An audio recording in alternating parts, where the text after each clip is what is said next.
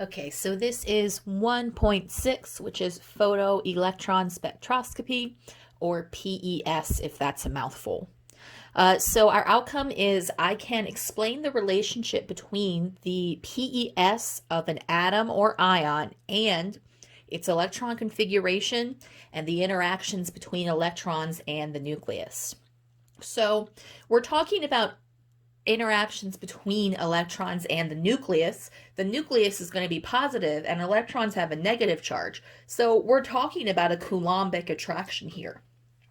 So this diagram is showing the force of attraction versus the distance between two charges. So here we have a positive and negative charge separated by 10 nanometers, 0.10, 0.20, 0.30. So based on our observations, if the distance between the proton and the electron is 0.6, would we expect it to be greater than or less than this value right here? So based on what we see the relationship between distance and attraction is, this is going to be less than. And the reason why is because the distance is increasing. So if this force of attraction, we see every time that this distance doubles, that this goes down, we would expect that by the time we get to even further, a greater distance of 0.6 nanometers, that it's going to be less than this value here. And that's because there's a greater distance. They're further apart.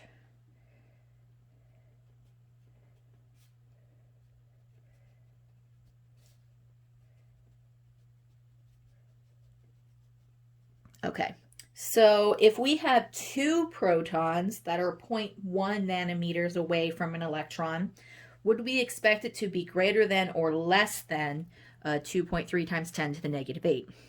So in this case, our answer is greater than.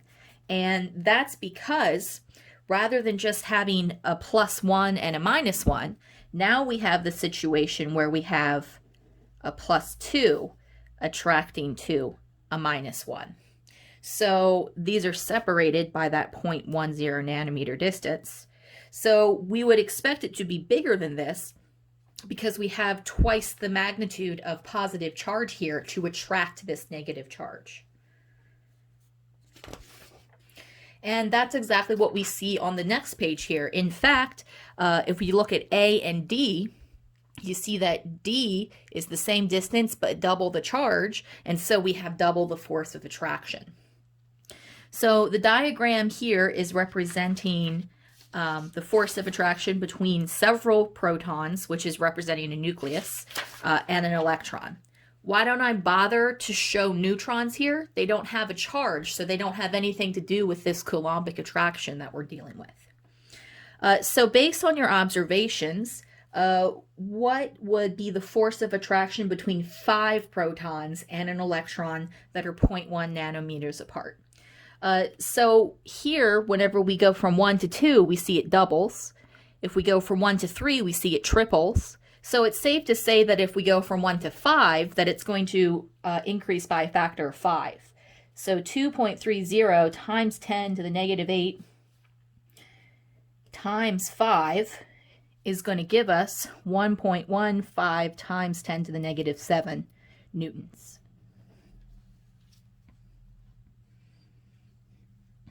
Okay, so in question 3 here, we want to make a prediction about the attractive force experienced by each electron in this diagram below. So there's a couple of ways to do this, and one of them is right, one of them is wrong. I'm expecting that most of us do it the wrong way to start, okay? So that's what I'm going to do. I'm going to do it the wrong way, and what I'm going to do is say, since we have this force of attraction here, and now we have twice as many electrons, well, I'm just going to take that 4.60 times 10 to the negative 8 and divide it in half. So that's going to give me, what, 2.3 times 10 to the negative 8 newtons. So I'm going to say that each of these electrons is feeling this force, and that when I add them together, it will give me this force. That's not a correct assumption, but it's the assumption that most people are going to make here. Okay, so we're going to explore this and come back to this in a minute. Okay, so on the next page, we're talking about potential energy in an atom. So we've talked about the fact that there's this Coulombic attraction. We have things with opposite charges. We've talked about how that influences that force of attraction. So now let's put it into an equation. And this is going to be our potential energy equation here. So anytime potential energy is a negative number, you've got an attraction going on. The idea here is that, let's say that I have a +1 charge here and a -1 charge here. If I take my finger off of my negative charge, it should attract towards that positive charge. So it has a potential energy. Okay, so here we have two charged particles and the attraction between them. So Q for an electron is going to be -1. So Q for a proton has to be +1. Neutrons don't have a charge, they're neutral. What would be the Q for a nitrogen atom? So nitrogen is atomic number 7, which means that we have 7 protons, so my nucleus has a +7 charge. So as distance increases, what happens to the value of potential energy? Does the equation for potential energy make sense given your answer back in question 1? So we see that as there is a larger distance, so that's my denominator here. So as D gets bigger, what's going to happen to the size of potential energy? So as the denominator gets larger, potential energy gets smaller. And that makes sense because if you have two charges that are really far apart from each other, they're going to feel a less attractive force to each other than if they were closer together. So the larger the distance is, which is our denominator, that means less potential energy.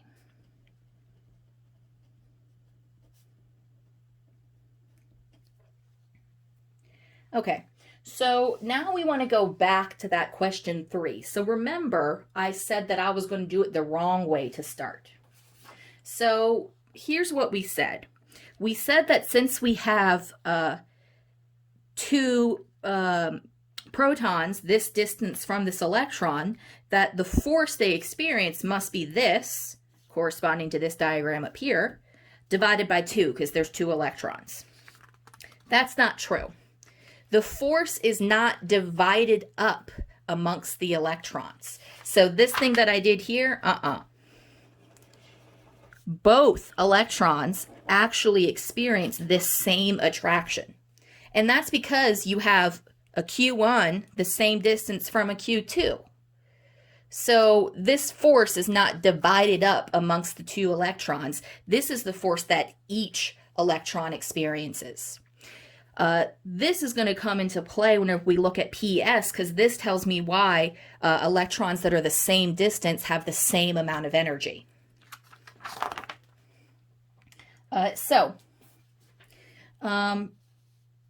The force is not divided up amongst the electrons. So use the potential energy to explain why each electron feels the same force of attraction to the nucleus. So they're the same charges, same distance. So that means that they have, they both experience the same potential energy, the same amount of attraction. So based on your last answer, are the repulsive forces between electrons significant compared to the attractive forces? Do you think this could change as several electrons are involved? So whenever we only have one nucleus and one electron, we know that that force of attraction is strong because they move towards each other. But as we get more and more electrons involved, we're going to have more electron to electron repulsions. So as more electrons are involved, electron to electron repulsions are going to become more significant.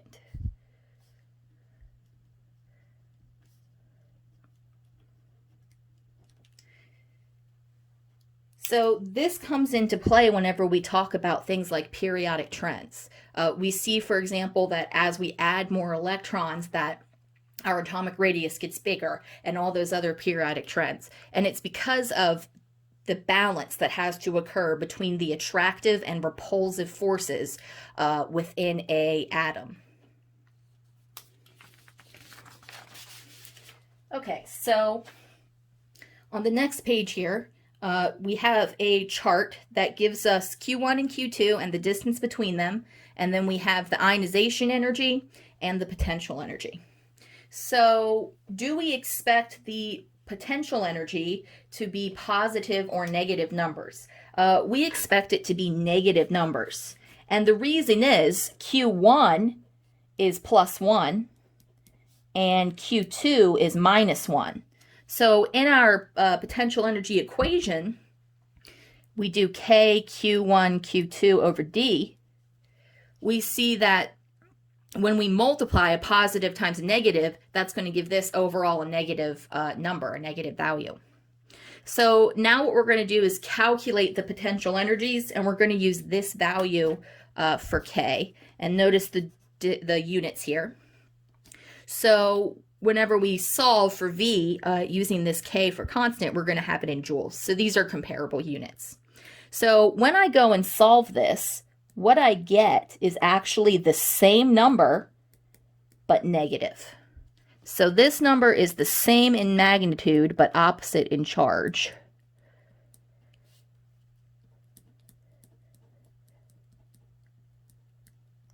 Okay, so that might seem kind of weird, but let's think about what these terms mean here. So ionization energy is the amount of energy that you need to pull an electron away from the nucleus. It's the amount of energy to overcome that attractive force so we can pull that electron away. So what is the relationship between ionization energy and potential energy? Specifically, why is one positive and why is one negative? So in order to remove an electron, I've got to put energy in. It's an endo process. So my ionization energy is a positive number because I have to put energy in to remove an electron. It's endo. Whereas V, the potential energy, that's a measure of the attraction between those two particles. So you can kind of think of them as opposites. So ionization energy is the energy that you need to remove an electron.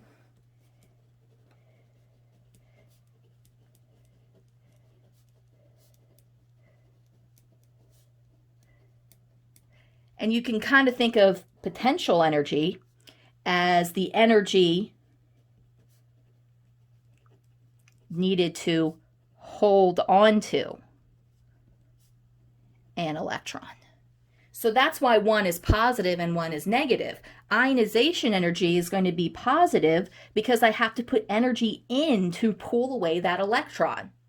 Whereas the attractive force is going to be negative. It's going to be an exo value.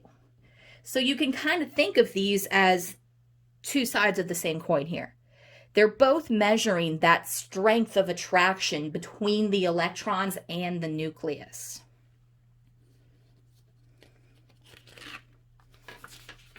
So now we can get to PES. So now that we've discussed kind of the relationship here between interactions of the electrons in the nucleus, we're going to look at the electron configuration part of our outcome. So our outcome, again, I can explain the relationship between PES and electron configuration and interactions. We've covered interactions so far. So now let's talk a little bit about PES. So PES is used to study the ionization energies of an atom. So basically, in order to do PES, I'm going to shoot some photons at an element in the gas phase, and I'm going to know the energy of those photons. So when one of those photons collides with an electron, it transfers that energy during the collision to the electron, knocking it out of the atom. So if the energy of that photon is larger than the required ionization energy, all of that energy gets translated into kinetic energy. It's the speed of the particle. So in a machine, we can detect the velocity of that electron, which allows us to find its kinetic energy after knocking off the electrons. So if I know the total energy of the photon before, and I know the kinetic energy of the ionized electron, the difference between those two should be the amount of energy that I need to remove the electron. So the ionization energy is going to be the energy of the photon, which in this case is 200 megajoules per mole,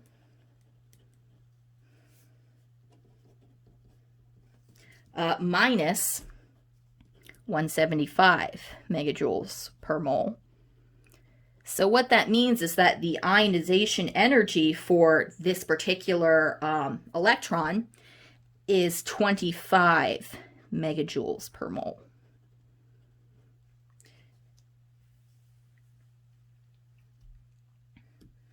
Okay, so this is how we can determine what the ionization energies are for electrons within an atom. So atoms contain several electrons arranged into energy levels.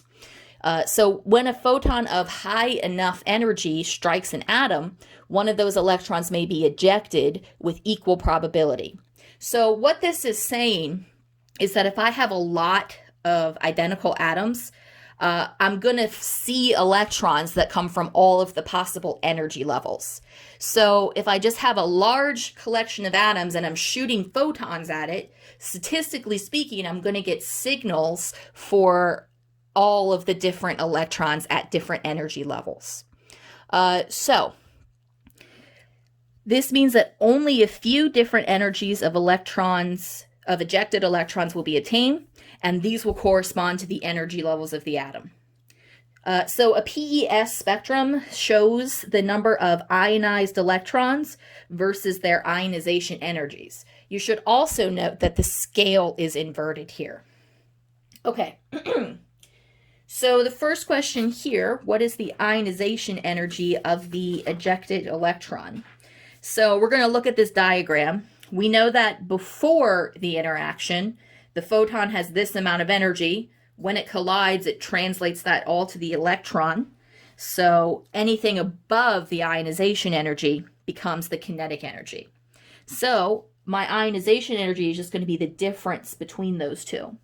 So that's 143.3 megajoules per mole minus 114.8 megajoules per mole.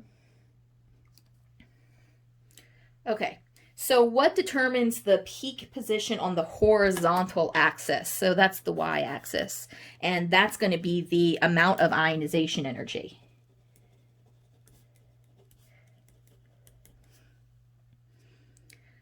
So in this case, how many energy levels are present? So there's one energy level, and we know that because there's one peak. What determines the height or the intensity of each peak? So that's the x-axis, which is the number of electrons. And this is a relative number of electrons. What we'll see is that the different peak heights correspond to the number of electrons. Like if this was representing 2 electrons, 6 electrons would be 3 times its height. So what determines the height or intensity of each peak? It is the number of electrons, and it's a relative number. Okay, So a student claims that this PES could either be hydrogen, while another one claims that it is helium. So based on the number of energy levels, how can both be right? So if we write the electron configuration for hydrogen and for helium,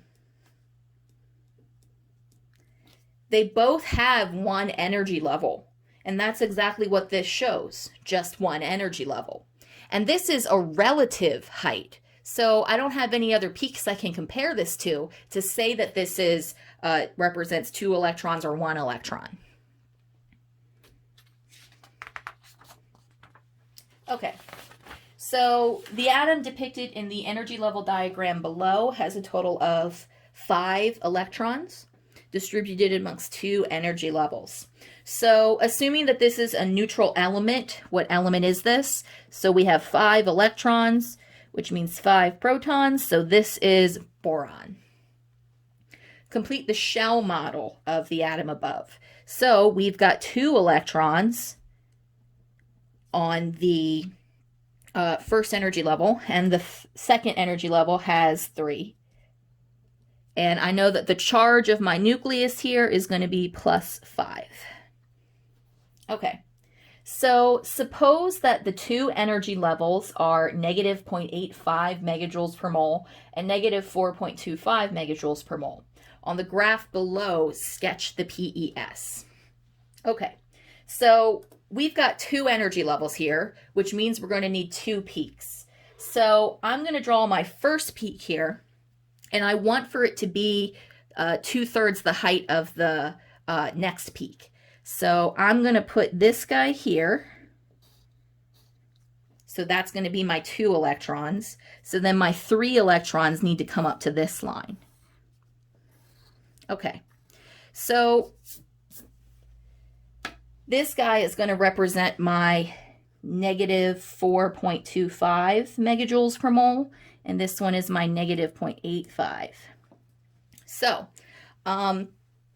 what we see here, and again, notice that we have this inverse scale here. How do I know that this one corresponds to the 3 electrons?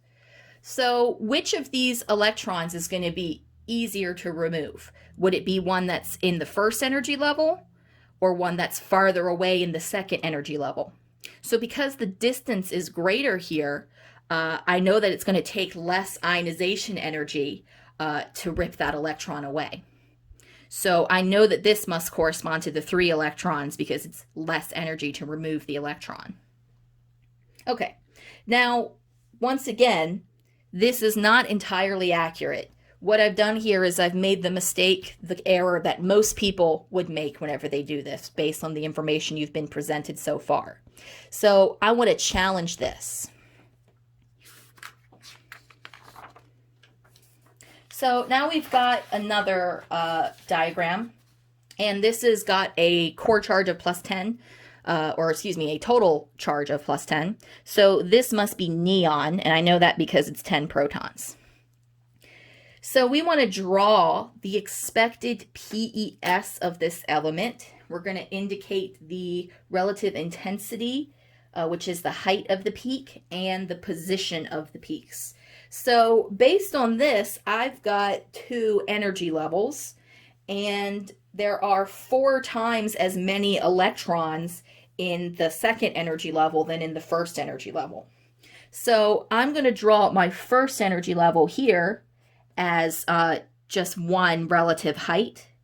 And then my other energy level, I'm going to make a big tall peak here that is 4 times that height. So the idea is that this is representing my first energy level, and this is representing my second energy level. Okay, so why is the distance between the shell from the nucleus important when determining the peak position? So how do I know that this corresponds to the second energy level and this corresponds to the first? So we know that whenever we are closer to the nucleus, that we're going to experience a stronger attraction. And we know that from our potential energy equation, right? We had K, Q1, Q2 over D, right? So as distance is smaller, potential energy is bigger. So as that attraction is stronger, that means that we have a higher ionization energy. It's harder to remove the electron.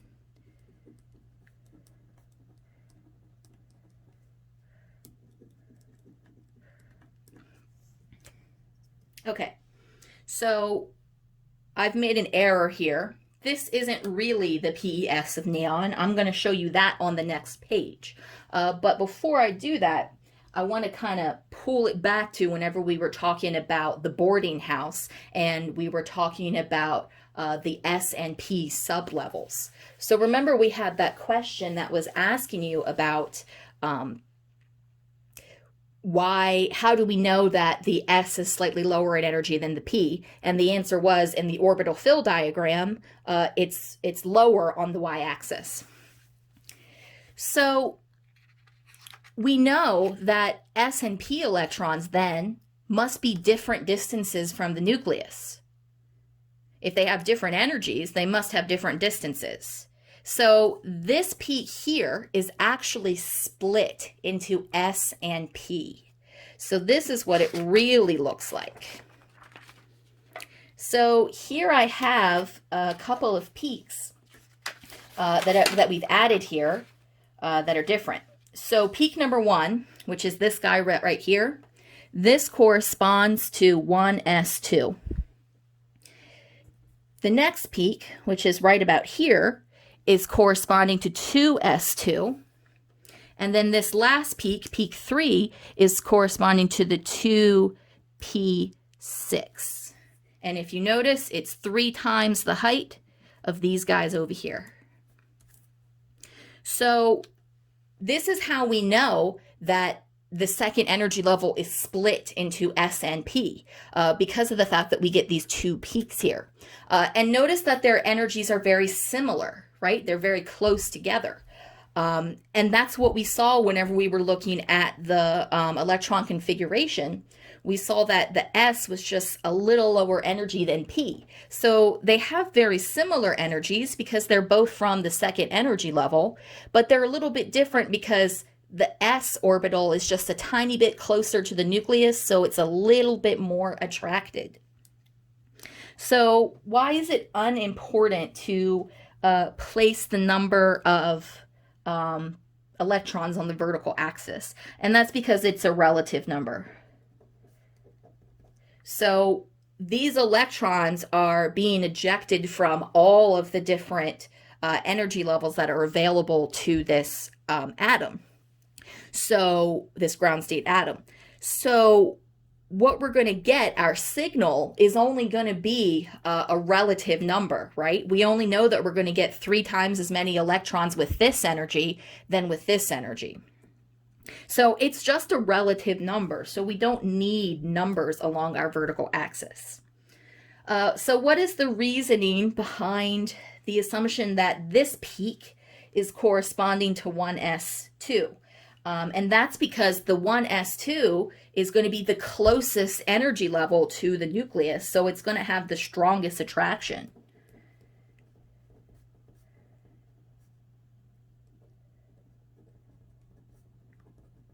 So whenever we ionize, if we have one atom and we remove the first electron, it's going to come from here because that's the most weakly bound electron.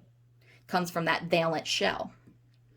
So why are 2 of the 3 peaks in the spectrum of neon assigned to n equals 2 rather than n equals 1? And we know that because their energies are so different.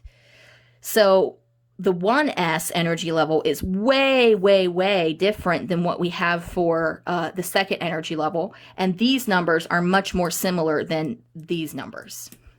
So we know that because S and P are in the same energy level, but they have a slightly different distance. So that S subshell is just a tiny little bit closer to the nucleus here. So what information can we get from the number of peaks? This gives us the energy levels and subshells. So